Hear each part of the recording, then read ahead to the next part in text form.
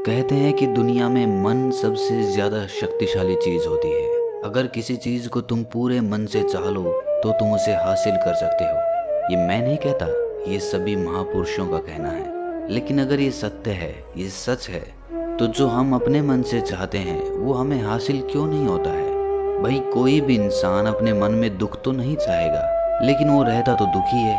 हर इंसान अपने मन से तो कामयाब होना चाहता है, खूब पैसा कमाना चाहता है, लेकिन फिर भी वो कामयाब नहीं होता। भला ऐसा दुनिया में कौन इंसान होगा जो अपने मन में ये चाहेगा कि मैं नाकामयाब रहूं या मैं पैसा ना कमाऊं?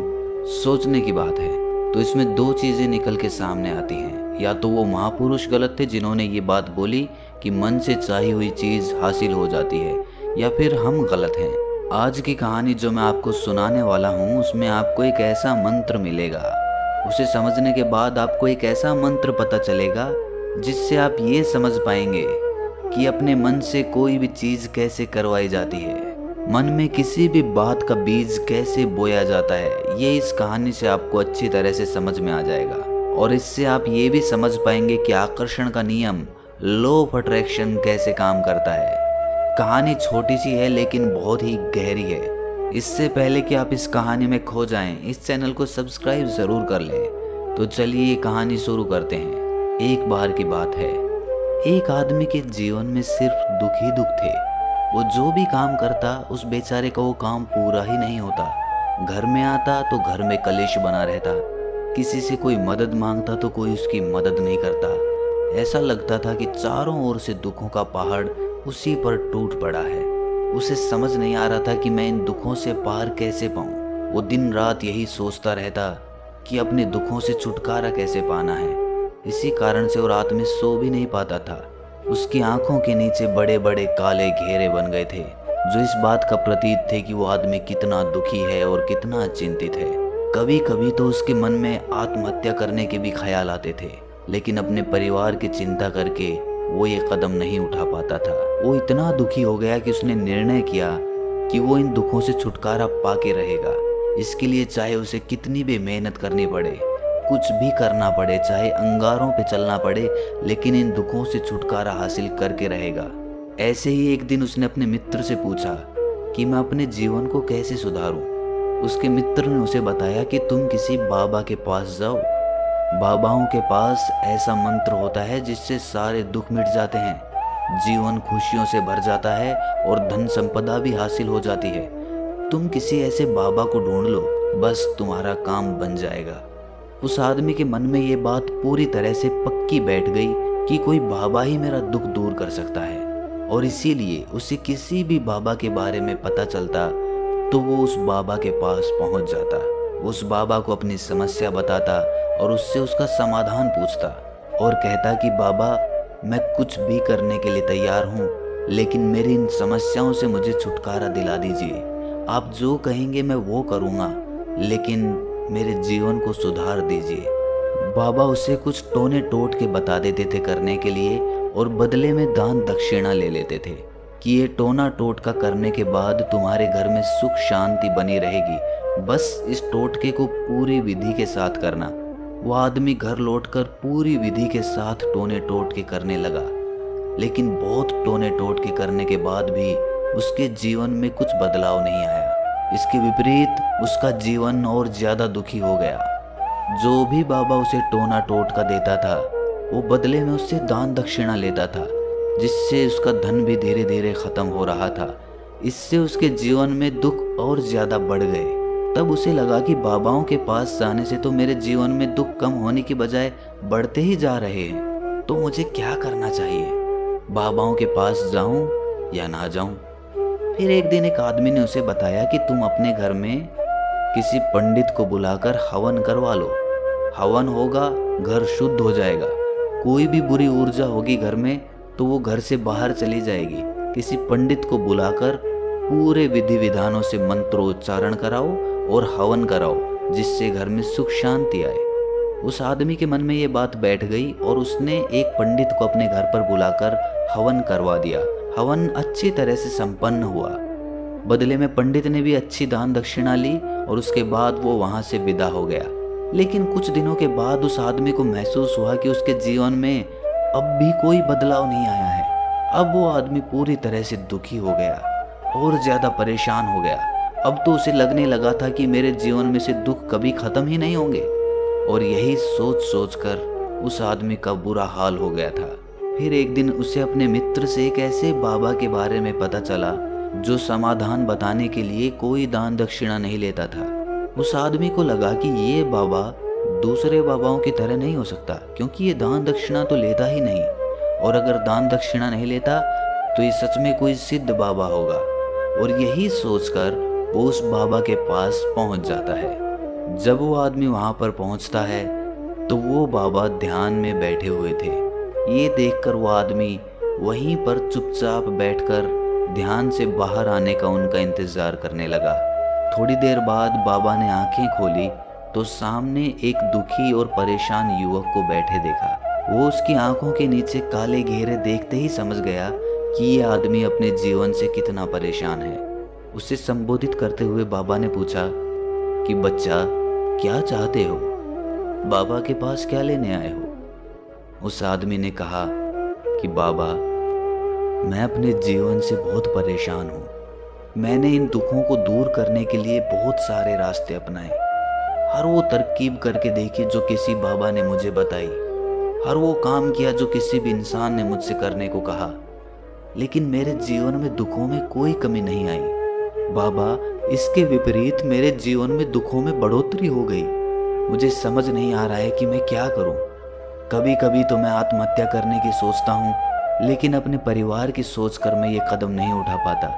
मैंने आपके बारे में बहुत सुना है बाबा, और मैं बहुत उम्मीद के साथ आपके पास आया हूँ। कृपया करके मुझे कोई ऐसा मार्ग बताएं जिससे मुझे अपने दुखों से छुटकारा मिल जाए। मैं अपने दुखों से छुटकारा पाने के लिए कुछ भी करने को तैयार हूँ। आप मुझे कोई भी रास्ता बताएं, चाहे वो रास्ता कितना भी कठिन क्यों ना हो, मैं उसको पार करके रहूँगा। बाबा ने महसूस किया कि आदमी तो सच में बहुत परेशान है। बाबा ने उसकी बात सुनकर कहा कि बच्चा, दुखों को दूर करने के लिए मंत्र ऐसे ही नहीं मिलते। मंत्र पाने के लिए कुछ करना पड़ता है। तुम कुछ कर सकते हो? ये सुनकर पहले तो उस आदमी ने सोचा कि ये बाबा भी मुझसे दान दक्षिणा ही मांगेंगे, लेकिन और कोई रास्ता ना पाकर उस आदमी ने कहा कि बाबा, आपको जितनी भी दान दक्षिणा चाहिए मैं देने के लिए तैयार हूँ, लेकिन आपका मंत्र सच्चा होना चाहिए, वो पूरा होना चाहिए, उसका फल मुझे मिलना चाहिए। उसके बाद मैं आपको जो भी दान दक्षिणा लेना चाहते हो वो दे दूंगा। बाबा ने कहा कि दान दक्षिणा तो बहुत छोटी सी चीज़ है, मुझे वो नहीं चाहिए।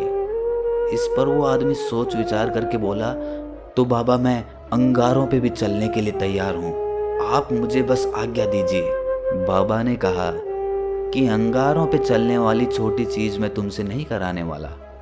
मैं जो तुमसे कराने वाला हूँ वो बहुत कठिन मंत्र है, उसे पूरा कर पाओगे?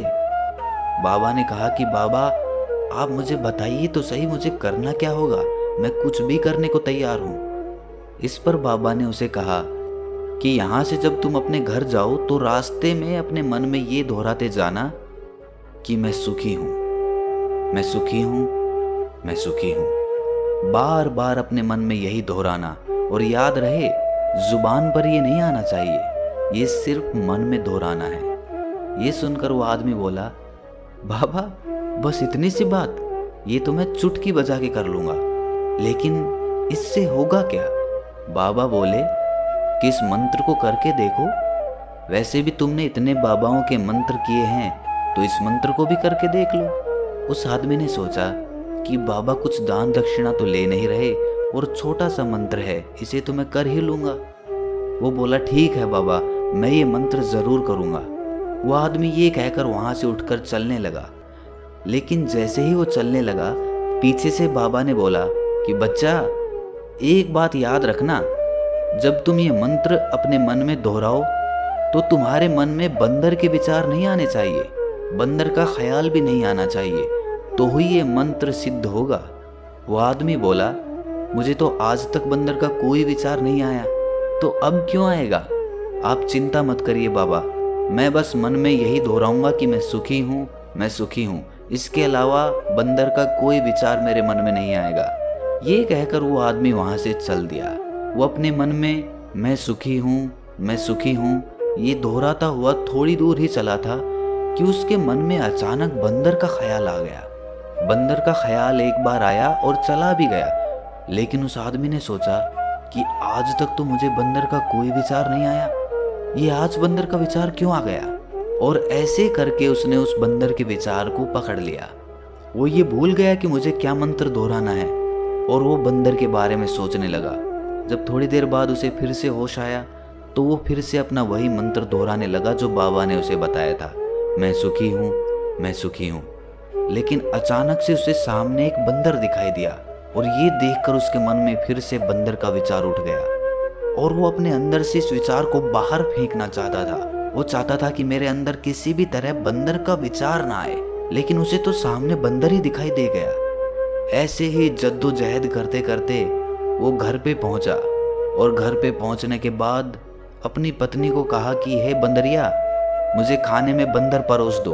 और जब उसे एहसास हुआ कि उसने क्या बोल दिया तो वो अपने बाल नोचने लगा। वो दीवारों में सर मारने लगा कि आज तक मुझे बंदर का कोई विचार नहीं आया और आज मुझे ये क्या हो गया है कि मुझे हर जगह बंदर ही बंदर नजर आ रहे हैं, ये कैसी माया है। यही सोच सोच कर वो आदमी रात भर सो नहीं पाया।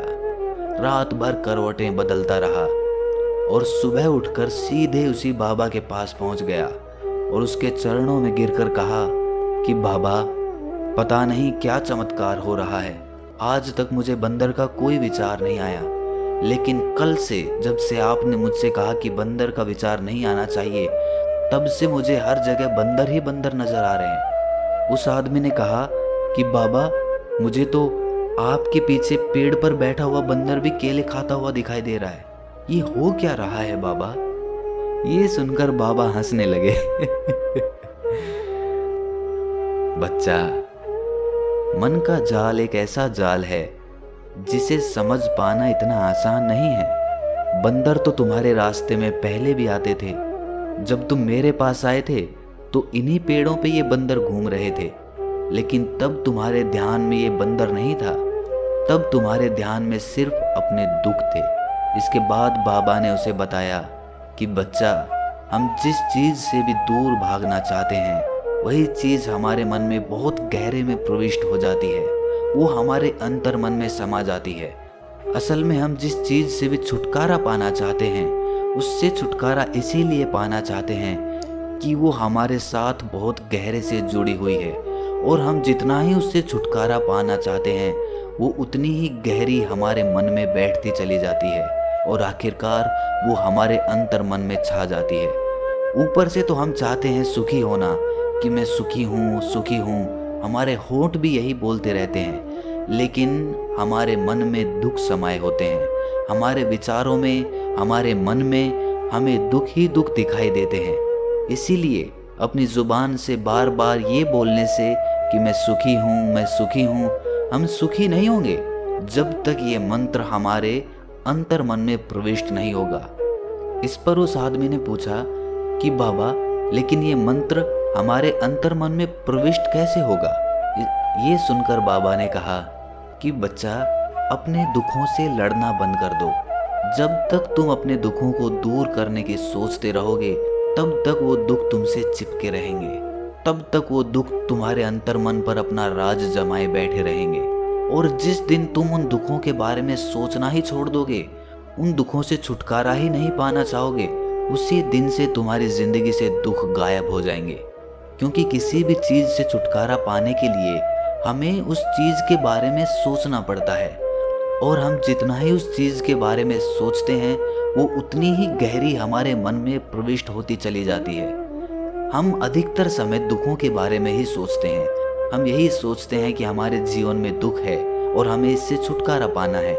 इसी वजह से बार बार सोचने से वो दुख हमारे अंतर मन में प्रविष्ट हो जाते हैं और हमें एहसास भी नहीं होता।